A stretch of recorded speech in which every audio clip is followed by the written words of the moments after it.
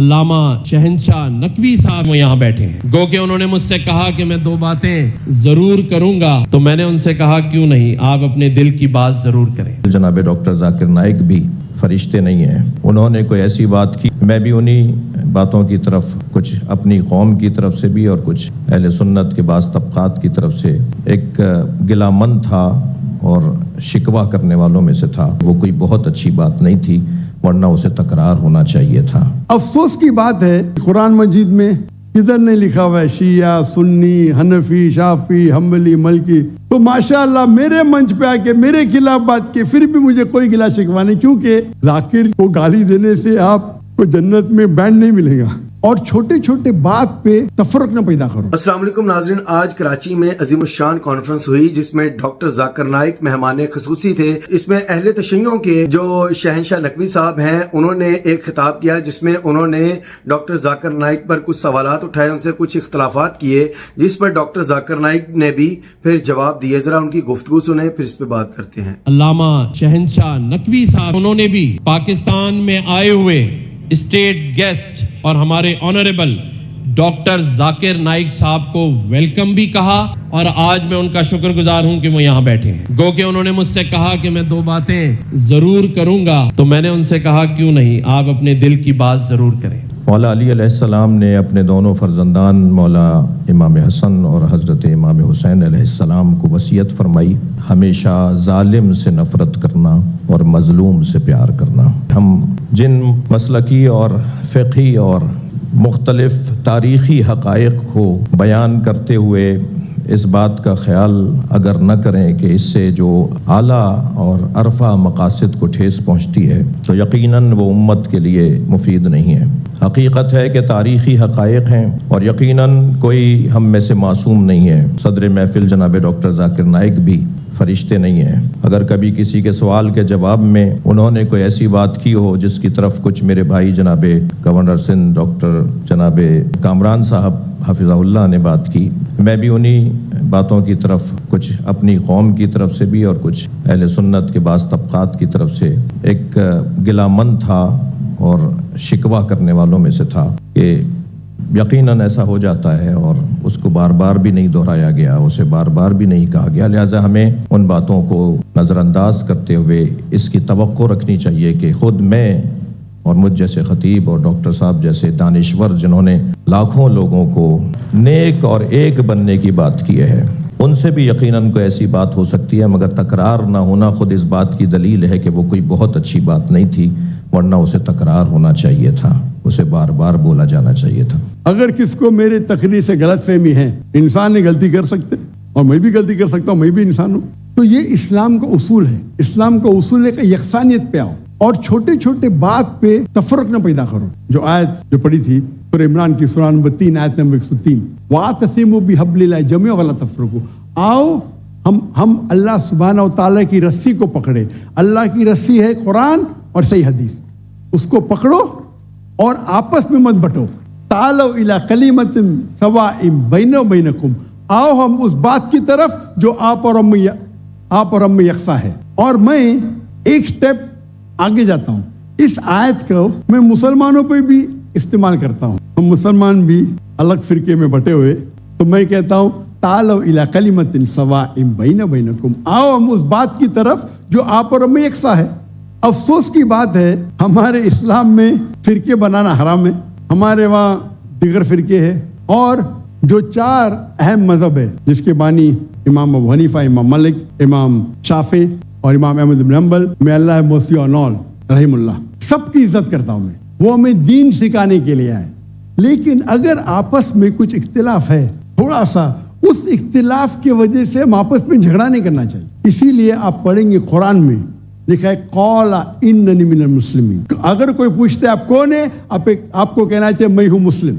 قال اننی من المسلمین. مجھے کوئی گلا شکوہ نہیں اگر کس نے تعلیم حاصل کی دیوبند میں یا بریلوی میں یا مدینہ میں, اپنے آپ کو دیوبندی کہتا ہے, بریلوی کہتا ہے, مدنی کہتا ہے, مجھے کوئی گلا شکوہ نہیں.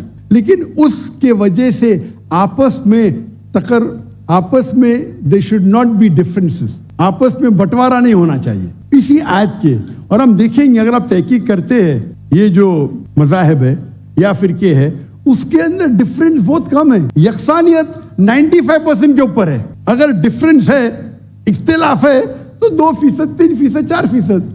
ہم مسلمان یہ 2% اور 3% پہ جھگڑا کرتے رہتے. تعالوا الی کلمۃ سواء بینکم, آؤ ہم اس بات کی طرف جو آپ اور ہم میں یکساں ہے. ہم جب کانفرنس کرتے ہیں بامبے میں, ہمارا جو پیس کانفرنس ہوتا ہے, ہم مسلمان کے دیگر جماعت کو سے بلاتے ہیں, اور میرا اصول ہے کہ جو میرے خلاف بھی بات کرتا ہوں اس کو بھی بلاتا ہوں میں. تو لوگ مجھے پوچھتے ہیں ذاکر بھائی کیا کر رہے ہیں آپ, وہ آپ کے خلاف بات کر رہے, آپ اسے بلا رہے. تو میں کہتا ہوں ان سے کہ قرآن اور حدیث میں کوئی بھی آیت نہیں, میں قرآن میں کوئی بھی آیت نہیں جانتا ہوں, کوئی بھی حدیث نہیں جانتا ہوں جس میں لکھے ہے کہ آپ ڈاکٹر ذاکر نائک کے خلاف بات کریں گے تو جنت میں لے جائیں گے. جو مسلمان اللہ اور اللہ کے رسول بات کرتا ہے, اس سے محبت کرتا ہے, میں اسے بلاؤں گا. میرے خلاف ہے, مجھے کوئی گلا شکوہ نہیں. تو یہ جب موومنٹ ہم نے شروع کی تو ماشاءاللہ میرے منچ پہ آ کے میرے خلاف بات کی, پھر بھی مجھے کوئی گلا شکوہ نہیں, کیونکہ وہ پھر بھی اچھا مسلمان ہے. ذاکر کو گالی دینے سے آپ کو جنت میں بینڈ نہیں ملے گا. قرآن مجید میں کدھر نہیں لکھا ہوا ہے شیعہ, سنی, حنفی, شافعی, حنبلی, مالکی. میں چاروں ائمہ کی عزت کرتا ہوں, اور کون اپنے آپ کو اگر حنفی کہتا ہے, شافعی کہتا ہے, تو مجھے کوئی گلا شکوہ نہیں, میں اپنے آپ کو مسلمان کہتا ہوں. لیکن اہم بات ہے کہ اور اگر کوئی فتویٰ دیتا ہے چاروں ائمہ سے, اگر فتویٰ صحیح ہے, تو آپ اگر اس فتوے سے خوش نہیں ہیں تو جھگڑے کرنے کی ضرورت کیا ہے. اکثر کیا کہتے ہیں مسلمان بھائی, میں ہی صحیح ہوں, میں کہتا ہوں میں بھی صحیح ہوں. فرق سنیں, اکثر مسلمان کہتے ہیں میں ہی صحیح ہوں, میں کہتا ہوں میں بھی صحیح ہوں. لوگ کہتے ہیں I am only right, I say I am also right. تو اگر ہم قرآن پڑھیں گے, حدیث پڑھیں گے, اور جو مثال ہم پڑھیں گے ہمارے صحابہ کے بارے میں, اللہ کے رسول خلفاء راشدین کے بارے میں, کس طریقے سے وہ برتاؤ کرتے تھے. اختلاف تھا, لیکن اختلاف کا مطلب نہیں کہ جھگڑا کرو, یہ بولنا چاہیے یہ میرے نزدیک افضل ہے, نو پرابلم. تو اگر یہ مسلمان سمجھنے لگے تو انشاءاللہ ہم دیکھیں گے ہماری قوم پوری دنیا میں, انشاءاللہ ہم دیکھیں گے. پہلے جب تھے 7th سینچری 8th سینچری مسلمان دنیا کے چوٹی پہ تھے, آج مسلمان کی تعداد 25% ہے, 2 بلین, اور کیا ہے ہمارا پاور, کچھ نہیں. تو انشاءاللہ اگر ہم قرآن اور حدیث کی طرف پھر سے لوٹیں گے تو پھر سے will be a powerful force انشاءاللہ. تو ناظرین آپ نے یہ دونوں حضرات کی گفتگو سنی. ناظرین اب مسئلہ یہ ہے کہ ڈاکٹر ذاکر نائک پاکستان میں آئے, اور پاکستان میں یہ ان کا پہلا عوام سے خطاب ہے, پہلی ان کی کانفرنس ہے, اور اس دوران انہوں نے بیسکلی جو یہاں کے غیر مسلم ہیں ان کے سوالوں کا جواب دینا تھا. اور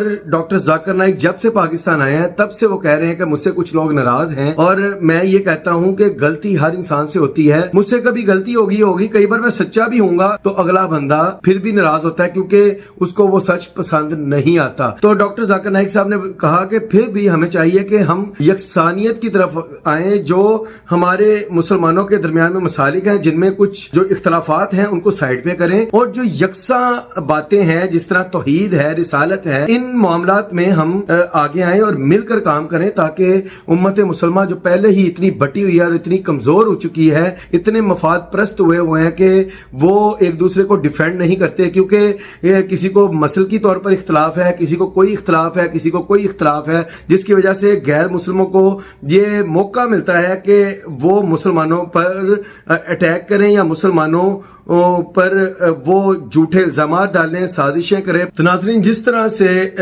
شہنشاہ نقوی صاحب اختلافات کر رہے تھے اور ڈاکٹر ذاکر نائک کو غلط ثابت کرنے کی کوشش کر رہے تھے, اگر ڈاکٹر ذاکر نائک بھی کچھ ایسے مزاج کے ہوتے تو وہ بھی آگے سے بحث کرنی شروع کر دیتے تو سارا معاملہ خراب ہو جاتا, ساری کانفرنس خراب ہو جاتی, اور پاکستان کے جو دنیا کی نظر میں امیج آتا وہ بھی سب کے سامنے ہے کہ ایک مہمان کو بلا کر اس کو کس طرح سے اس کو انسلٹ کرنے کی کوشش کی جا رہی ہے. لیکن ڈاکٹر ذاکر نائک کا ایک بڑا کمال ہے کہ وہ نبی پاک صلی اللہ علیہ وسلم کی سیرت کو فالو کرتے ہیں. کوئی نبی پاک صلی اللہ علیہ وسلم کے بارے کو پتھر مارتا تھا, کوئی گالی دیتا تھا, کوئی کوڑا پھینکتا تھا, نبی پاک صلی اللہ علیہ وسلم پھر بھی اس کے لیے دعا کیا کرتے تھے.